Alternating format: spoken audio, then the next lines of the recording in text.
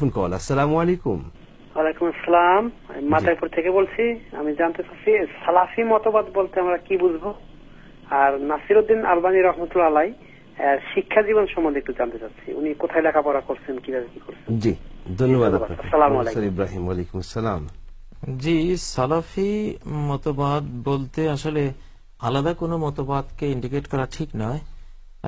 তবে এমনি সালাফ বলতে বোঝা যায় আমাদের সাহাবাই কেরাম এবং কেবার তাবেঈন, সাহাবী এবং তাবেঈনদের মধ্যে যারা বয়োজ্যেষ্ঠ তাদেরকে সাধারণত সালাফ বলা হয়। সালাফ মানে হলো অতীতের মুসলিমগণ, অ্যাকুরেট মুসলিম যারা ছিলেন, তারা আমাদের পূর্বপুরুষ যারা, তারা তো সালাফি মতবাদ বলতে আলাদা কোনো মতবাদ নয়, খাঁটি যেটা ইসলাম, সাহাবায়ে কেরাম যে ইসলাম ফলো করেছেন, আল্লাহ রাসূল থেকে শিক্ষা করেছেন, সেটাই হলো তাদের মত আর কি। সেটাকেই কেউ কেউ সালাফি মতবাদ বলেন, কিন্তু আমরা এটাকে সালাফি মতবাদ বলে খাটো করতে চাই না। এটা ইসলাম, ইসলামী মতবাদ, বাস।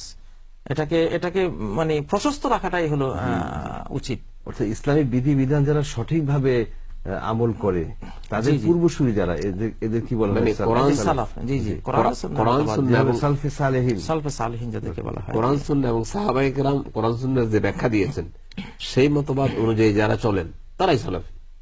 জি জি। আর নাসিরউদ্দিন আলবানীর শিক্ষা জীবন সম্পর্কে জানতে চেয়েছেন, এই বিষয়ে কি আপনার কিছু জানা থাকলে বলবেন প্লিজ। আসলে নাসিরউদ্দিন আলবানী রহমতুল্লাহ আলাইহির শিক্ষা জীবন, উনি তো মক্কায় ছিলেন, তাই না?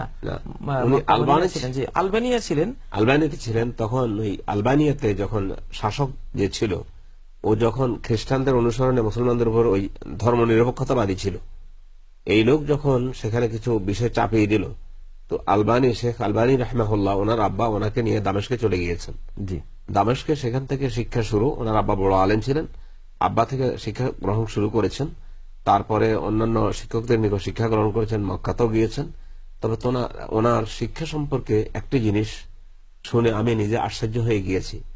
শিক্ষা যে তিনি কিভাবে মানে লাইব্রেরিকে, গোটা লাইব্রেরি গিলে ফেলা, এই সম্পর্কে লাইব্রেরিয়ান বলতেছে, দামেস্কের একজন লাইব্রেরি, তিনি বলতেছেন ওই যে সিঁড়ি বেয়ে উপরে বই নিতে গিয়ে 2 ঘন্টা সেখানে দাঁড়িয়ে আছেন, বই পড়তেছেন। এই ফাঁকে ওনার খেয়াল নেই যে ওখান থেকে নেমে যেতে হবে। এইভাবে তিনি সাধন করে গোটা হাদিস, বিশেষ করে হাদিস শাস্ত্রের মধ্যে এমন করেছেন, মন্থন করেছেন, আল্লাহ তাআলা তার মাধ্যমে তাকে বর্তমান পৃথিবীতে হাদিস শাস্ত্রের ইমাম মনে করা হয়। এক বাক্যে সব পৃথিবীর সমস্ত মানুষ মেনে নিয়েছে হাদিস শাস্ত্রে তিনি ইমাম। জি জি, গভীরভাবে তিনি অধ্যয়ন করেছেন। জি, উনি বলেছেন যে আসলে হাদিস শাস্ত্র এমন একটি শাস্ত্র যে গোটা জীবন উজাড় করে না দিলে এটার কোনো কুল কিনারা পাওয়া যায় না।